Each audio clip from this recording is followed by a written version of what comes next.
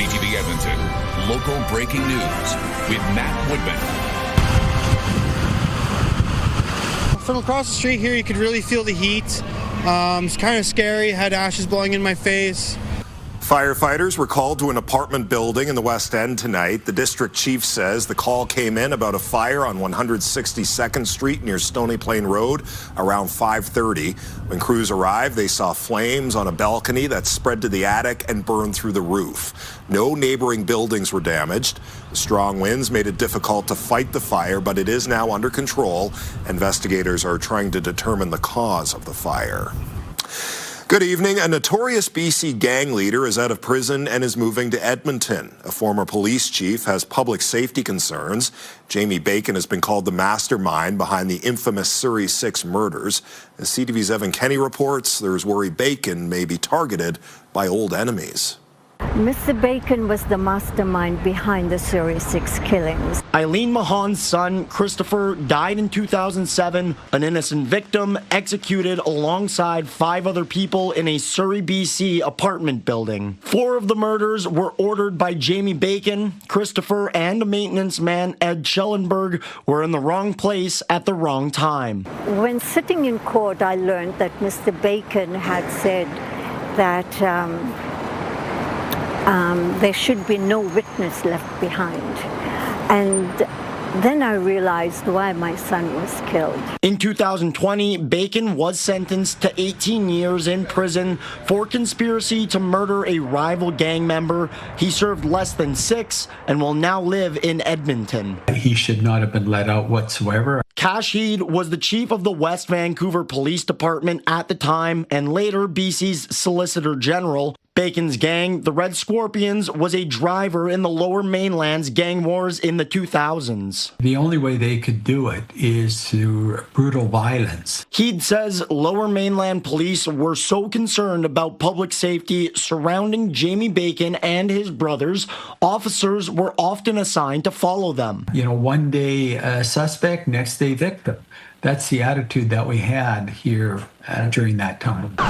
One of the brothers was shot and killed in a daylight shooting outside a Kelowna hotel in 2011. Some believe now that he's out of prison, Bacon could be targeted as well. There's some people that have long memories, some people that want the retaliation. If you think that he has rehabilitated inside and he just wants to live a regular life, it's pretty hard when you're as notorious as him. Is his past going to come with him? BC police say Bacon's release comes with conditions and a curfew. You know, the law is such that we can't hold Mr. Bacon back, even though he is such a dangerous offender. Edmonton Police Service says it is aware of the news of Bacon's release. The province says Alberta Correctional Services is actively monitoring this individual. Evan Kenny, CTV News, Edmonton.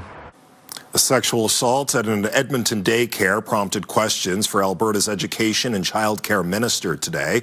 Edmonton police charged 21-year-old Coolraj Singh with sexual offenses against a child at a daycare in the West End. Police believe there could be other young victims. They won't say which daycare Singh worked at. He also worked at a daycare in central Edmonton. For nearly a year, parents and the opposition have been calling for better policies to inform parents about serious incidents at daycares. Currently, it's the responsibility of the daycare provider. The minister responsible says they're looking into whether the province should have a bigger role in providing the information and determining what information can be released if it's a criminal matter. I wish that there was a way that we could stop that from ever happening again. That might not be possible, unfortunately. You can't completely stamp out evil, but if there's more that we can do in terms of making sure that parents are informed and are kept up to date, then we will absolutely do that. The minister says he hasn't made a firm commitment to change legislation, but if he does, it likely wouldn't happen until the fall. Premier Danielle Smith says she wants Albertans to be ready to vote in an October referendum. A website now gives people the government's take on 9 immigration and constitutional questions. The opposition says this is a distraction from another major issue. CTV's Connor Hogg has more. Today, I am happy to announce the launch of a new website that will serve as the central source of information on the upcoming referendum. The Premier launched the Alberta Referendum 2026 campaign with a logo and a website. Albertans will have a direct say on how the province should ensure our social services remain accessible for Albertans and which constitutional changes we should pursue to advance Alberta's sovereignty within a united Canada. Smith says while this website will be focused on questions from her government, additional citizen initiative questions dealing with separation and coal mining could find themselves on the ballot this fall. NDP leader Naheed Nenshi believes it's only a matter of time before separation is added. There will be a referendum on separatism. These other 9 bad questions, terrible questions, are only meant to help the government. 5 of them are to make you angry at immigrants.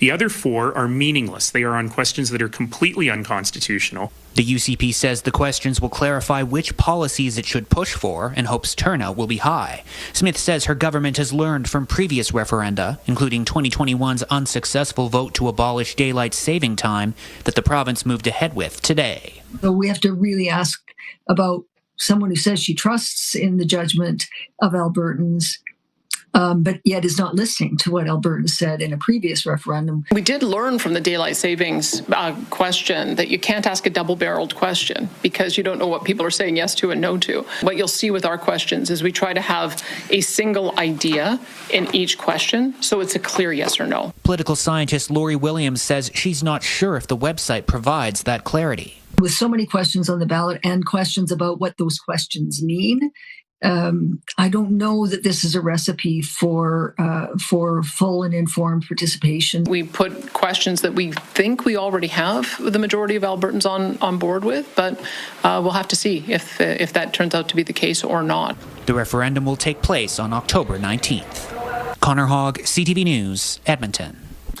Well, it's official. The province is moving forward with permanent daylight saving time. The change is not sitting well with some of the biggest players in Alberta's tourism industry. CTV's Kevin Green explains why. Ski hills rely on daylight in the winter, especially morning light. The change to daylight savings time will remove an hour of that. It would force us to open later in the day, so we would not be able to safely open at our regular scheduled time at 9 a.m. Sunshine Resorts' Kendra Skirfield says the extra daylight later in the day won't make up for it. In the spring, when we do extend our hours, the average skier is off the hill around 3 p.m. So this move to move to permanent daylight time would shorten the usable window of ski hours for our guests. Thursday, the province said it consulted airlines, sports teams, and ski hill operators, but ski hill operators say they found out about it on Monday, just like everyone else. When we reached out to the government to make our voices heard, we were met with comments that seem frivolous. The move means some NHL games will start an hour later. Minister Dale Nally says he talked to the NHL and those concerns were raised, but I got to tell you, you can drop that puck at 10 o'clock and I'm not missing the game.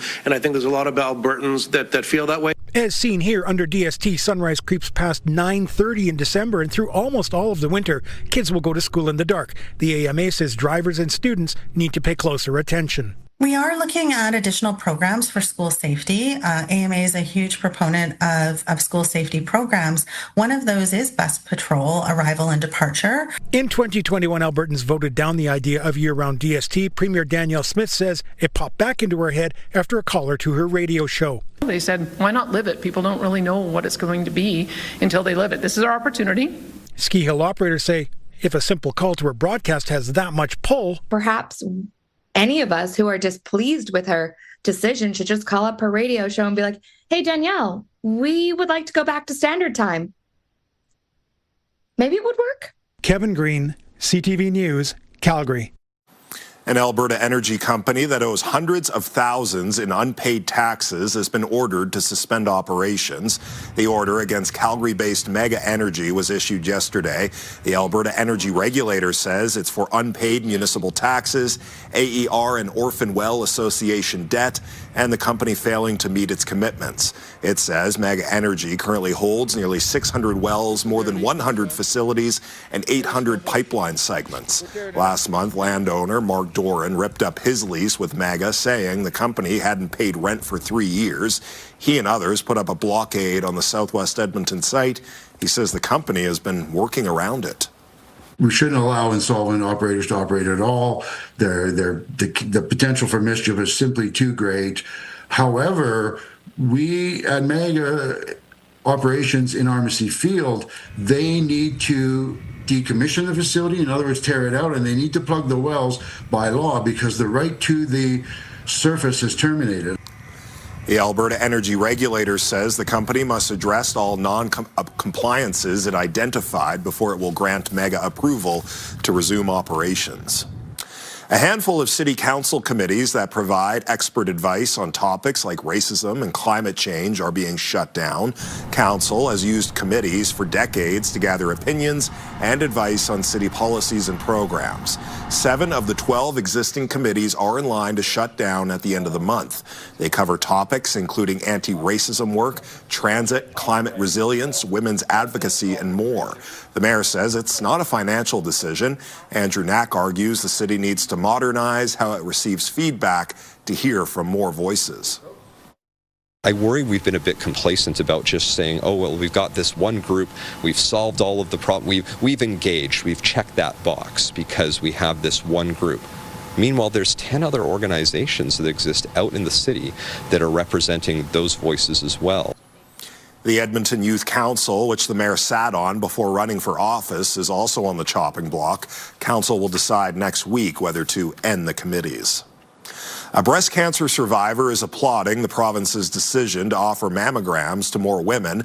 However, Albertans over the age of 40 won't be able to receive one without a doctor's referral until next year. CTV's Miriam Valdez-Carletti has more. Cynthia Vermette has been cancer-free for more than a year.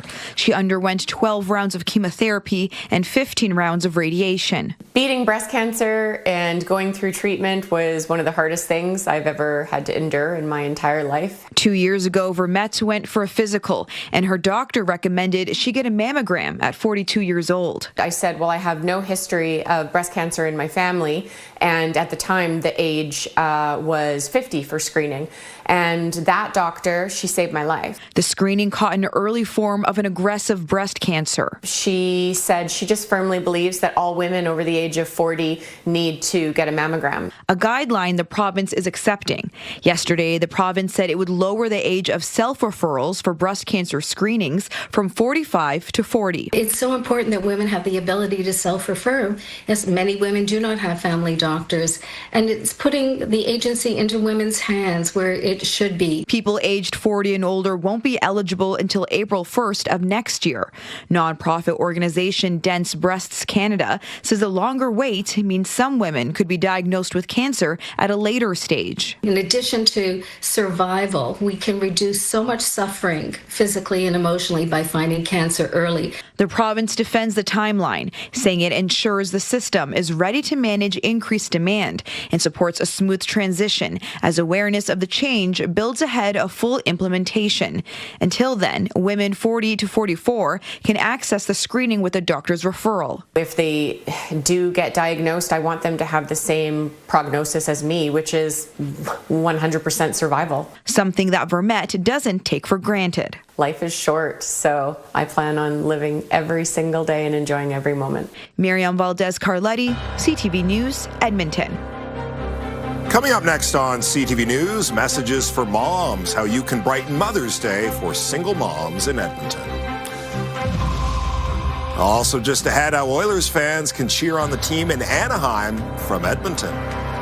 Good evening, folks. It's cool and windy today. We got to 2 degrees for a daytime high with gusts 50 to 60 kilometers per hour. That's going to be the case again tomorrow and even Saturday. Looks a little on the breezy side. More snow in the forecast as well. We'll talk about all that in just a few minutes.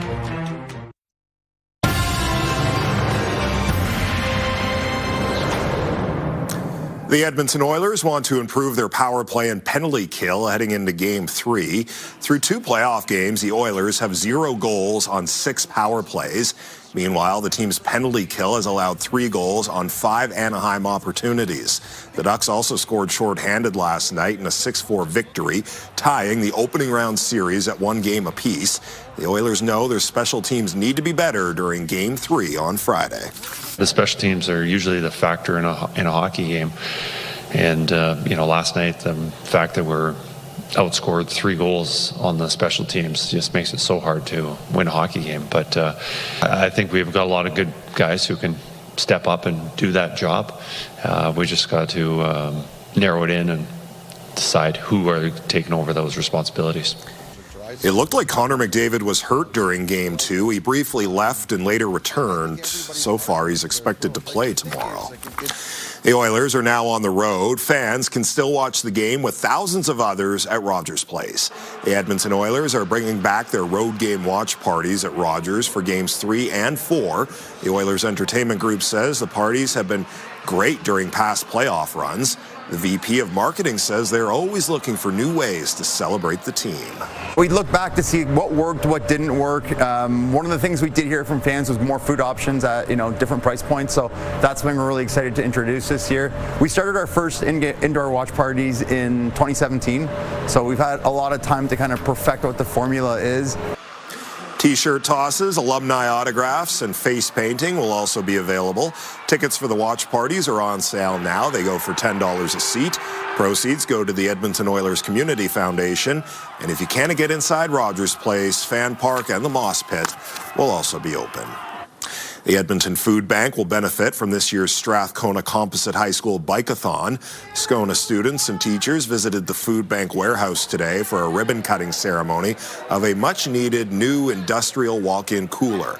Last week, the students raised $257,000 during their 20-hour bike-a-thon. The school's motto is "As one who serves," and this campaign aims to make that a reality. This is a student-led program, and we built this freezer for the Edmonton Food Bank, helping our community and all those around us. If a school in Edmonton can do this, why can't others? Why can't others in BC? Why can't others in Ontario? Why can't we all do this to help make the world a better place? Every year, Strathcona students choose a charitable organization near and dear to their hearts to help out. A new initiative from the Calgary Collective will see hundreds of single mothers receive messages of love and hope on Mother's Day. Volunteers participating in the first Love You Mama event spent the day writing cards for single moms in Edmonton. People are able to submit messages of support and encouragement through the organization's website. The messages will then be written onto cards.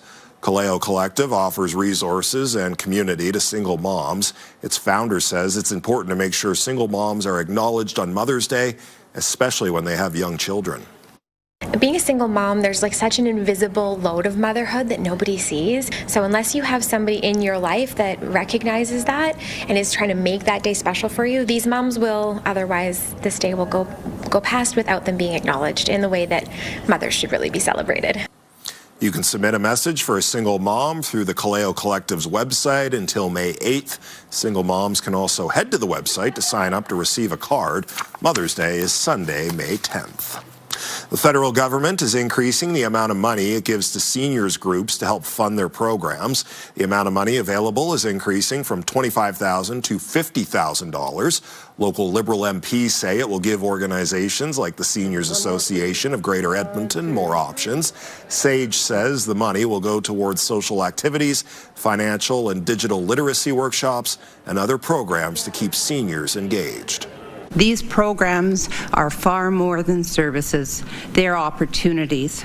Opportunities for people to contribute, to stay connected, and to continue to both feel but also know that they have a place and a purpose in their community.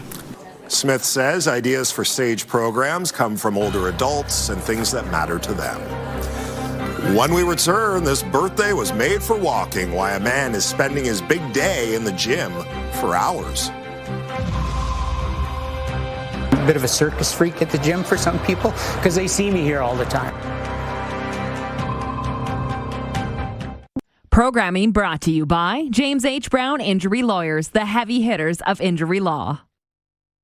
Welcome back. Way below average today, and we might be a degree or two below zero for daytime highs in the coming days. Snowfall warnings in the northeast. It's an orange level warning. Yellow here, orange, so a stepped up advisory. Could see upwards of 50 centimeters of snow. Travel not recommended on highways through the course of the day today in through that area. Here's the wind. We do have some wind warnings for parts of east central southeastern Alberta. The strongest wind today was through central and eastern parts of the province. Watch this pink zone. That's where you have the strongest gusts. You get into the yellows and blues, less in the way of wind. There's tomorrow morning. There's tomorrow afternoon. It is still 50 to 70 kilometer per hour gusts from Edmonton off to the east and southeast. By Saturday morning, it gets a little bit better, but gusts Saturday are still going to be 30, maybe 40 kilometers per hour, so still on the breezy side. The reason things aren't changing all that quickly, instead of this system just kind of moving through and weather changing, this upper level trough and this low, it's trapped between these two upper ridges. It can't move off.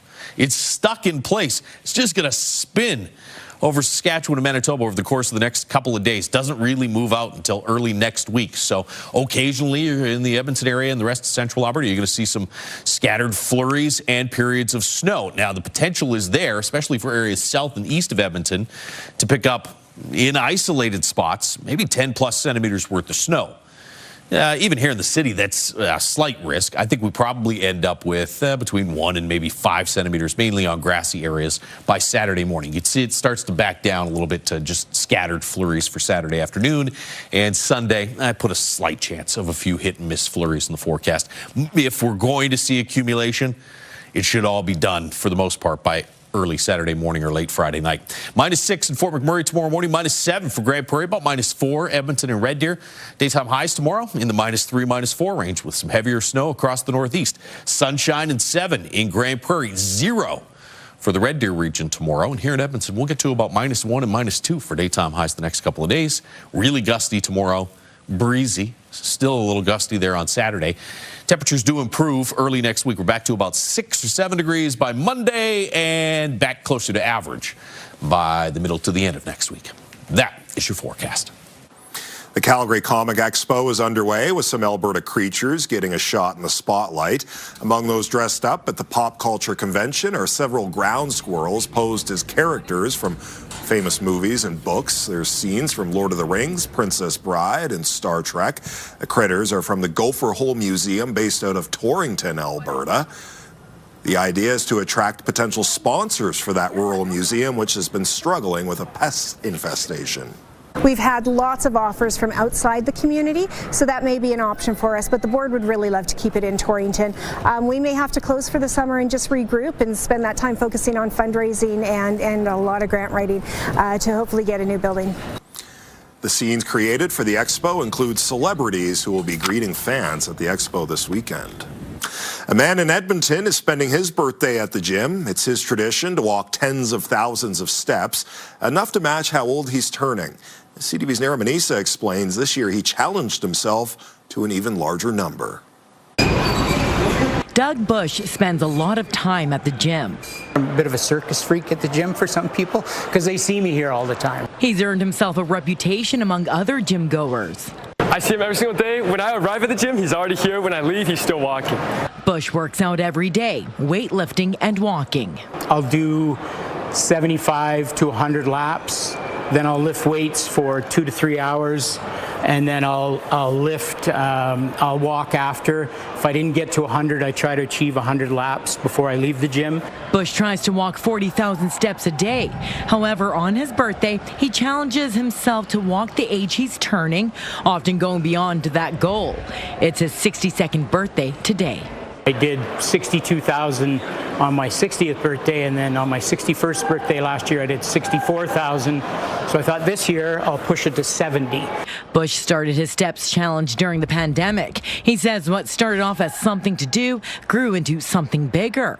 I'm fitter than I was when I was 40. I feel fit, I feel good, I don't feel my age. His dedication to the gym has people talking.